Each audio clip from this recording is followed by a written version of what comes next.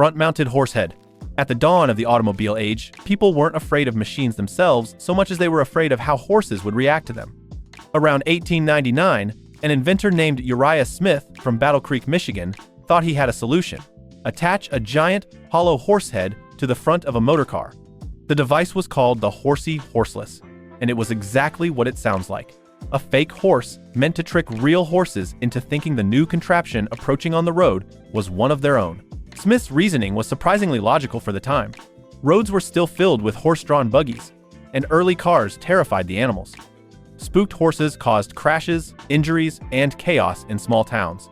The Horsey Horseless was designed to bridge that psychological gap, easing the transition from the carriage era to the motor age. The cavity inside the fiberglass, or in some reports, wooden head, could even double as a fuel tank, because why not make your fake horse functional too? But as clever as it seemed, the design never took off. For one thing, manufacturing a full-size horse head for every automobile was impractical and expensive. More importantly, the theory didn't hold up. Horses weren't fooled, and people on foot found the sight ridiculous or unsettling. The aesthetic issue was fatal. Nobody wanted to drive what looked like a taxidermy experiment bolted to the hood. Within a few years, roads became more accustomed to cars, and the problem the invention tried to solve simply disappeared. By the 1910s, the Horsey Horseless existed only in patent drawings and newspaper clippings, a curious footnote in automotive history. Yet, in its own way, it captures a key truth about early innovation. The idea wasn't stupid, it was transitional. Every big technological leap comes with awkward in-between phases where people try to mix the old world with the new. The fake horse on the front of a car was one of those moments. Nuclear-powered engines. In the 1950s, the future looked radioactive, and that was meant as a compliment. Nuclear energy promised limitless, clean power. The same force that split atoms could, in theory, also propel cars across continents without refueling. And in 1958, Ford tried to imagine that future with the Ford Nucleon, a concept car powered not by gasoline, but by a miniature nuclear reactor. The Nucleon looked like something out of a Jetsons dreamscape. Its design was sleek and aerodynamic, with a glass canopy, long fins, and a short front end. The engine, or more accurately, the atomic generator, was imagined to sit at the rear of the car in a removable capsule. In Ford's vision, you could drive hundreds, maybe thousands of miles on a single uranium cartridge. When it ran out, you'd simply swap the reactor module at a service station, like changing a battery. It was a bold idea, and in the mid-20th century, it didn't sound crazy. Nuclear submarines were already circling the globe without refueling, and atomic-powered aircraft were being studied. So, why not cars? The problem was reality. Shrinking a nuclear reactor to car size wasn't just impractical, it was terrifying. A crash could scatter radioactive material across a highway. The shielding required to make it safe would have weighed more than the car itself. Even Ford's engineers admitted the Nucleon was purely speculative, a what-if exercise that never went beyond scale models and artist renderings. Public opinion eventually turned against the idea of living alongside reactors, and the environmental optimism of atomic energy gave way to the fears of the Cold War. By the 1970s, nobody wanted a reactor on wheels driving through their neighborhood. Yet, the Nucleon remains one of the most fascinating concept cars ever made. It captured the spirit of its time, the belief that technology could solve everything, that human ingenuity could harness even the atom for convenience and comfort. In hindsight, the Nucleon's flaw wasn't in its engineering, but in its optimism. It assumed progress was purely about capability, not consequence. A nuclear-powered car was smart on paper, efficient, powerful, futuristic, but impossible in practice. Side-mounted flamethrowers. Few car features sum up the strange extremes of innovation quite like the anti-carjacking flamethrower. It sounds like something out of a spy movie, but it was absolutely real. In the late 1990s, amid a surge of violent carjackings in South Africa, a man named Charles Forey designed the Blaster, a legal, commercially available flamethrower attachment that could be installed on the side of a car. The system worked exactly as it sounds. When activated by a hidden foot switch, the blaster released liquid fuel through nozzles mounted under the doors, igniting it in a jet of flame that shot several feet outward. The blast lasted just a few seconds. Enough, the creator claimed, to scare off attackers without killing them. Forey described it as a non-lethal deterrent, though the potential for lethal results was obvious. In a country where carjackings had become daily news, the blaster found genuine interest. The device cost around $650 and could be fitted to most vehicles. Early demonstrations, covered by outlets like the BBC and Reuters, showed flames engulfing both sides of a sedan while the driver sat calmly inside. It worked, in a technical sense, but the ethics and optics were another story. Civil rights groups and law enforcement officials warned that it could easily cause fatalities, start fires, or escalate violence. Even Fori himself admitted he hoped nobody would ever have to use it. The flamethrower never became mainstream, but it caught the world's attention as an example of how far fear and ingenuity could go when combined. Eventually, crime rates began to shift, and public appetite for such extreme defenses faded. Fori stopped production, and South African authorities quietly discouraged its use. Yet, the idea never completely vanished. Every few years, it resurfaces in conversation or on social media, often mistaken for satire, proof that even absurd ideas can seem rational when safety feels out of reach. From a design perspective, the blaster was clever. It solved a problem in the simplest, most direct way possible. But it also showed the dark side of innovation, how desperation can turn practicality into danger. Built-in scent dispensers. Every few decades, car companies rediscover the same dream, to make a car smell as good as it looks. From luxury sedans to mid-range compacts, engineers have repeatedly tried to integrate built-in scent dispensers, systems designed to fill the cabin with curated aromas rather than stale air freshener fumes. The idea first gained traction in the 1950s, when car interiors became more sealed and climate control advanced. Automakers imagined that if they could manage airflow and temperature, why not manage scent too? Early versions were simple mechanical devices that released perfume when the heater or air conditioning was on. They were marketed as a touch of refinement in an era when smoking inside the car was still the norm. The concept reappeared decades later, particularly in luxury brands. Mercedes-Benz reintroduced it in the 2010s as part of its air balance package. Drivers could choose from cartridges of designer fragrances like Nightlife Mood or Downtown Mood. Cadillac, BMW, and Lexus soon followed with their own versions, using micro-controlled systems that mixed scent oils into the ventilation stream in precise doses. Technically, these systems worked well. They masked odors, gave an upscale touch, and made the cabin feel more like a spa. But customers didn't love them. Many found the scents overpowering or artificial. Others complained about the cost of replacement cartridges, tiny bottles that could cost more than a full tank of gas. And for anyone with allergies or scent sensitivities, the idea of a car that sprayed fragrance automatically was a non-starter. More fundamentally, the concept clashed with the personal nature of smell. People have wildly different preferences for fragrance, intensity, and type. What feels fresh to one driver might feel chemical to another. A feature designed to enhance comfort ended up polarizing buyers, especially in an era where people are increasingly cautious about synthetic chemicals. By the 2020s, most automakers quietly dropped built-in scent systems or relegated them to optional luxury trims. Drivers who still wanted a pleasant aroma could buy a simple plug-in diffuser or, more commonly, just open a window. Built-in scent dispensers were a clever, sensory innovation that solved a problem nobody truly had. They tried to make driving smell like a curated experience. But in the end, most people preferred the old-fashioned scent of nothing at all. Retractable fifth wheel for parallel parking. In the mid-20th century, as American cities filled with cars and parking spaces grew tighter, one of the hardest parts of driving wasn't going fast. It was stopping in the right place. Parallel parking frustrated everyone, and inventors began dreaming up clever mechanical ways to make it painless. Among the strangest and smartest ideas was the retractable fifth wheel, a small sideways-mounted wheel hidden under the rear bumper that could lower to the ground and literally pivot the car into a parking space. The design appeared in several patents and prototypes through the 1930s, 40s, and 50s. The most famous demonstration came from Brooks Walker, a California inventor who fitted a Packard with his parked car system. When the driver pressed a button, a hydraulic arm dropped the fifth wheel beneath the trunk. It lifted part of the car's weight, rotated it sideways, and eased it perfectly between two parked vehicles. When finished, the wheel retracted neatly back into its housing. Walker showed it off at car shows, and crowds were astonished. On paper, it was brilliant. The system solved a universal driving headache decades before sensors or cameras existed.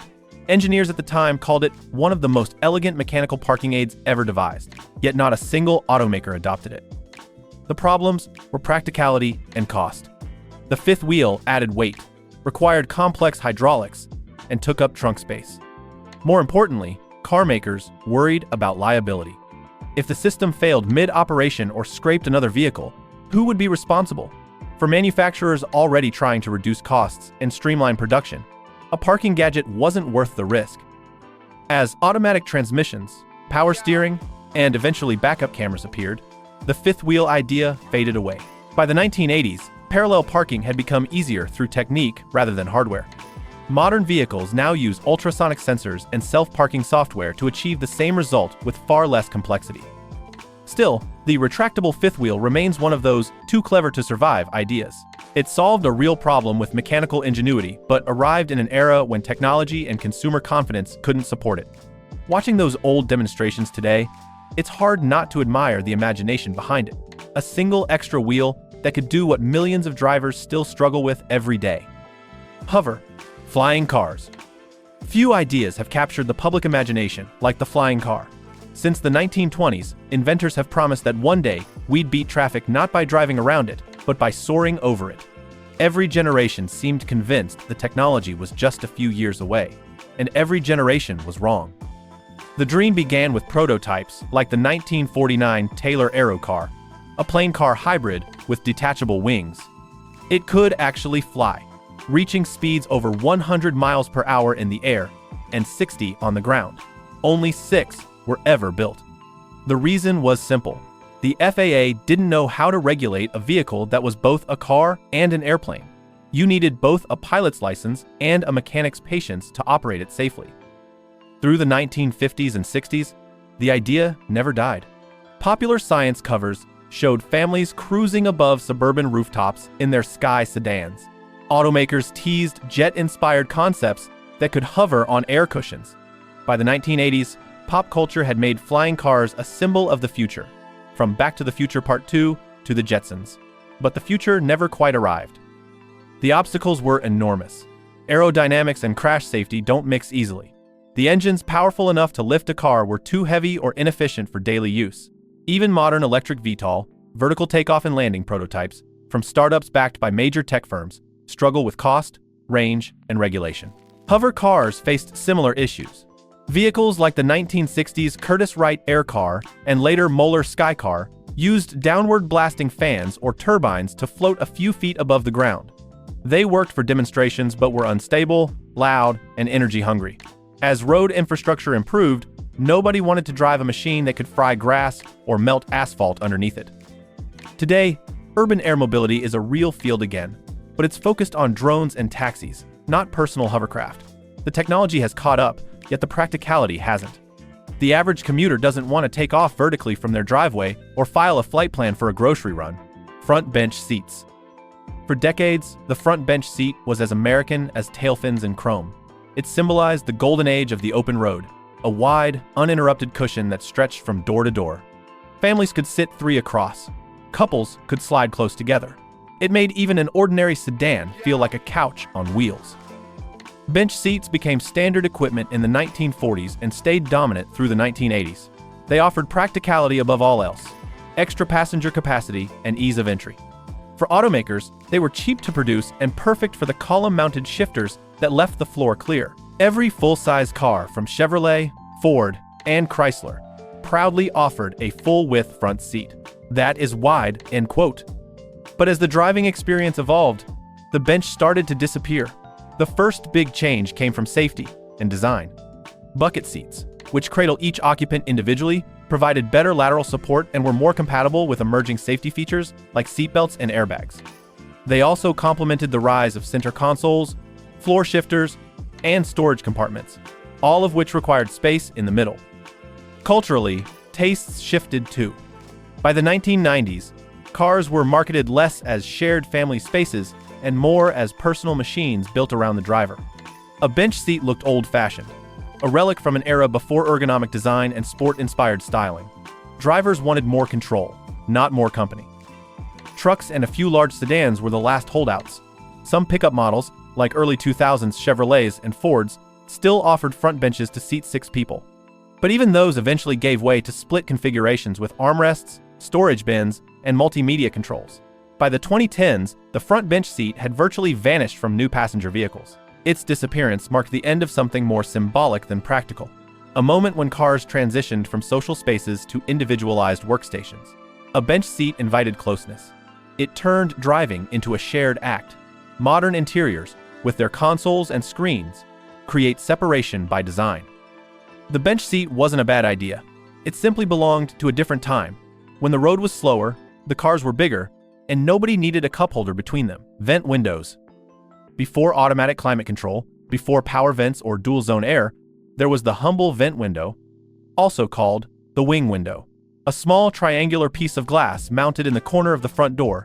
It could pivot open independently of the main window to scoop in fresh air while deflecting wind and rain.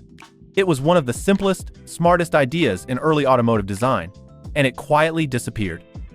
Wing windows became common in the 1930s and stayed standard through the 1960s. Drivers loved them because they worked. On a hot day, they could direct a concentrated breeze straight at your face or chest without the buffeting that came from lowering the main window.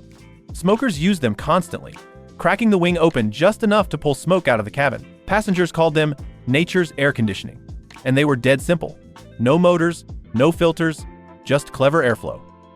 By the 1970s, though, their decline had already begun.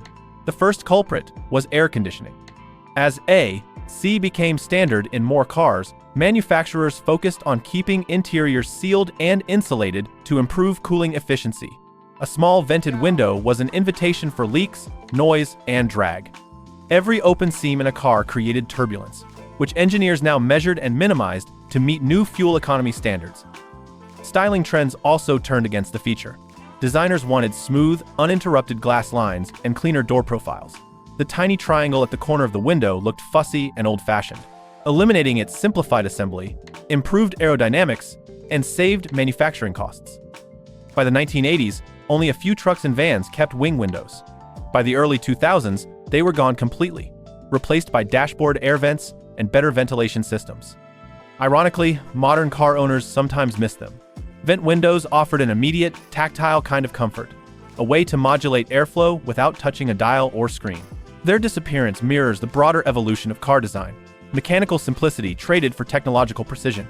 A vent window didn't need a sensor or software update to work, just a hinge and a breeze. Ashtrays and cigarette lighters. For decades, the built-in ashtray and cigarette lighter were as standard in cars as steering wheels and radios. From the 1940s through the 1980s, nearly every vehicle, from budget sedans to luxury coupes, included them by default.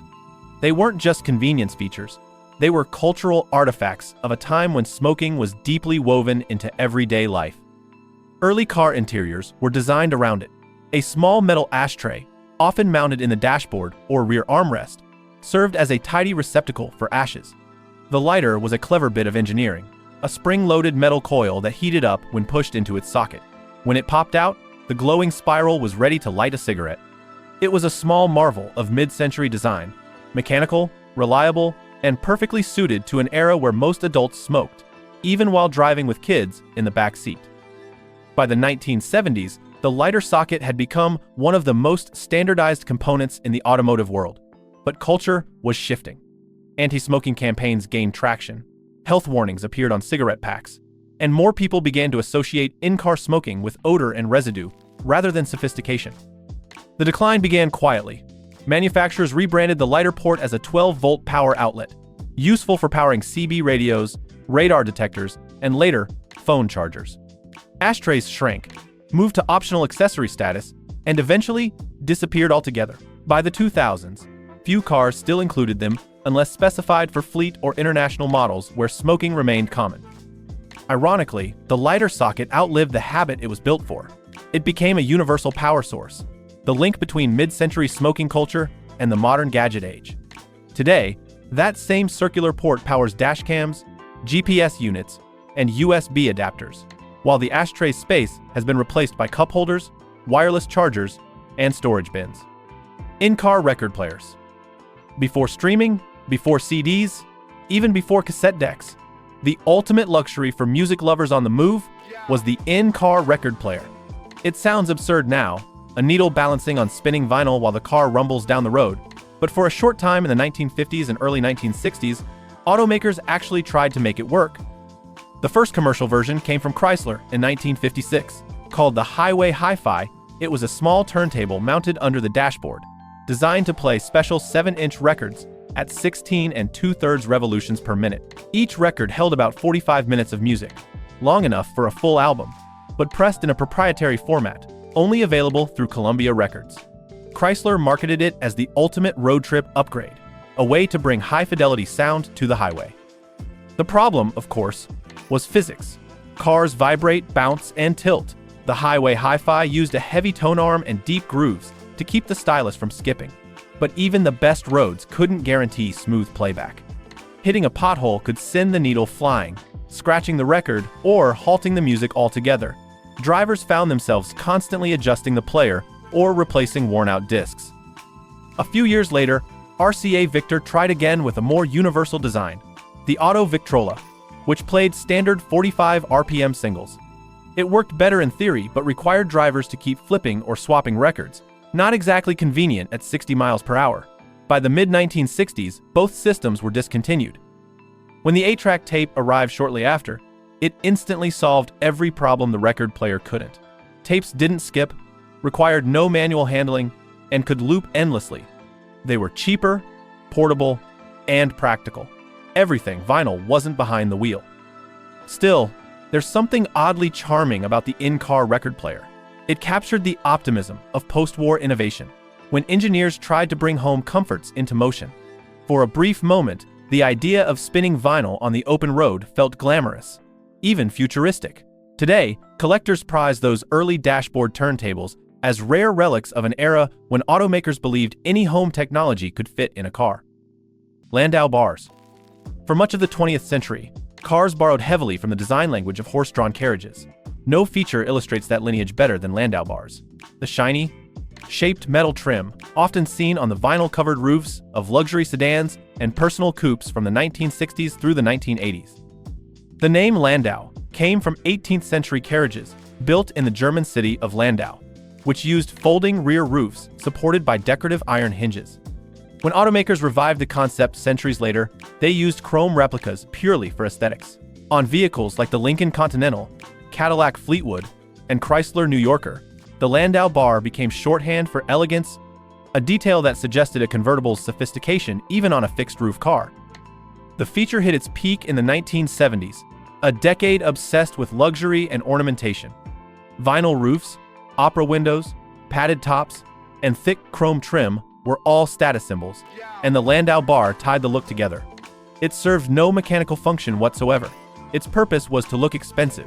Even modest sedans could mimic high-end style by adding a vinyl top and faux Landau accents. But as automotive design modernized, the bar quickly became a victim of changing taste. Designers began favoring clean, aerodynamic lines and minimal trim. By the 1990s, what once looked classy now seemed artificial, a relic of an era when luxury was measured in chrome and imitation leather. Safety regulations also played a role, as padded vinyl roofs added unnecessary weight and could trap moisture, leading to rust. By the early 2000s, Landau bars had largely disappeared from factory production. They survived mainly in the aftermarket, most notably on hearses, limousines, and custom luxury conversions, where the retro aesthetic remained popular. Funeral vehicles in particular kept the tradition alive, using vinyl roofs and Landau bars as symbols of dignified formality. Column shifter. From the 1940s through the 1970s, the column shifter, nicknamed 3 on the tree, was the standard way to change gears in millions of American cars. The setup mounted the gear lever on the steering column rather than the floor, freeing up legroom and allowing for a front bench seat. It was clever, efficient, and, for a long time, universal. The layout was simple but elegant. Drivers used a small lever on the right side of the steering column to shift through 3 forward gears and reverse. You'd pull the lever toward you and up for first, straight down for second, then release it and push up again for third. The system worked through a series of rods and linkages under the hood, and when tuned properly, it was smooth and satisfying. This design became ubiquitous in the post-war era. Most family sedans, pickup trucks, and even police cruisers used it. It made sense for manufacturers too. Column shifters were cheaper to install than floor units, and allowed 6 passengers to fit across 2 bench seats. For working-class families, the setup was as familiar as a radio dial. But as the industry modernized, the three on the tree slowly disappeared. In the 1960s, 4-speed manual transmissions became popular with performance cars, and these required floor-mounted shifters for precision. Automatic transmissions exploded in popularity soon after, making manual gear levers less common altogether. By the 1980s, the average driver had never touched a clutch pedal. Even vehicles that still offered manual transmissions moved the shifter to the center console. The column setup was seen as outdated, a relic of simpler times. Its mechanical linkages were prone to wear, and the motion could feel vague compared to a floor shifter's crisp engagement. By the 1990s, 3 on the tree was effectively extinct. The few remaining column shifters were used exclusively for automatics in trucks and vans. Yet for older drivers, the design remains a symbol of a lost mechanical intimacy, an era when driving meant coordination and rhythm, when a quick flick of the wrist controlled a car's heartbeat. External rear luggage racks. Before SUVs, roof boxes, or fold-flat seats, drivers who needed more storage space often turned to the external rear luggage rack. These were metal or wooden platforms mounted on the back of a car designed to carry suitcases, trunks, or picnic baskets that wouldn't fit inside the cabin. For decades, they were a symbol of adventure, the finishing touch on a touring car heading out for the weekend. The idea dates back to the 1910s and 1920s, when most early automobiles had little or no built-in cargo space. Cars like the Ford Model T or Packard Touring simply didn't have trunks. Instead, travelers strapped their luggage to a rack behind the spare tire or secured it with leather belts and rope. It was practical, and it looked good, a visible declaration that you were going somewhere. As the decades rolled on, the rack evolved from necessity to ornament. In the 1930s, trunkback sedans began integrating a small compartment for storage, yet many still included a folding rack for overflow. By the 1950s and 60s, as road trips became part of American culture, luggage racks reappeared as decorative accessories. Chrome-plated rails adorned the rear decks of convertibles and coupes, especially models like the Thunderbird or Corvette. Some were purely aesthetic, offering no real weight support but plenty of visual flair. The decline began in the 1970s, when aerodynamic styling replaced ornamentation. Trunks grew larger, and roof racks proved more versatile. Mounting luggage on the rear of a car also interfered with airflow, rear visibility, and, as safety regulations tightened, could even block taillights or crumple zones. By the 1980s, only a few luxury convertibles and touring cars still offered them, often as nostalgic design touches rather than functional tools. Today, rear luggage racks survive mostly on vintage restorations and classic show cars.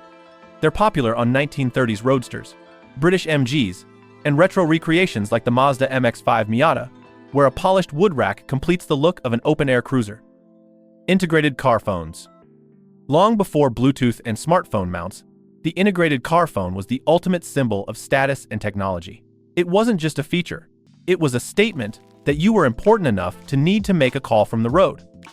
The first true mobile car phones appeared in the 1940s, but they were huge, heavy, and operated on early radio networks that could handle only a handful of calls at once. The technology slowly improved through the 1960s and 70s, but it wasn't until the mid-1980s that car phones entered the mainstream. Mounted in the center console or armrest, they came with a full handset, often wired into the dash, complete with a cradle, a number pad, and a coiled cord. Luxury brands like Mercedes-Benz, BMW, and Cadillac offered them as factory options, while aftermarket installers could fit them into nearly any car. For a brief window, they were the most glamorous accessory on the road. Business executives, celebrities, and politicians were photographed taking calls in their cars, projecting an image of non-stop productivity. Films and TV shows from the era cemented the association between car phones and wealth. The idea that if you had one, you were a person who made things happen. But they were expensive and unreliable. Call quality was poor, signal coverage was spotty, and the bills were astronomical. Early analog cellular systems charged by the minute, and installation alone could cost thousands of dollars. Even so, for a time, people paid for the privilege because it made their cars feel futuristic. By the late 1990s, however, technology had already left the integrated car phone behind. Compact handheld cell phones became affordable, portable, and far more convenient. Nobody wanted a phone bolted to the center console when they could carry one in their pocket. Automakers quickly shifted focus to hands-free systems, replacing built-in handsets with wireless connectivity. Hood ornaments. For much of automotive history, the hood ornament was the finishing touch, a sculpted emblem mounted proudly above the grille, announcing not just the car's brand, but its identity.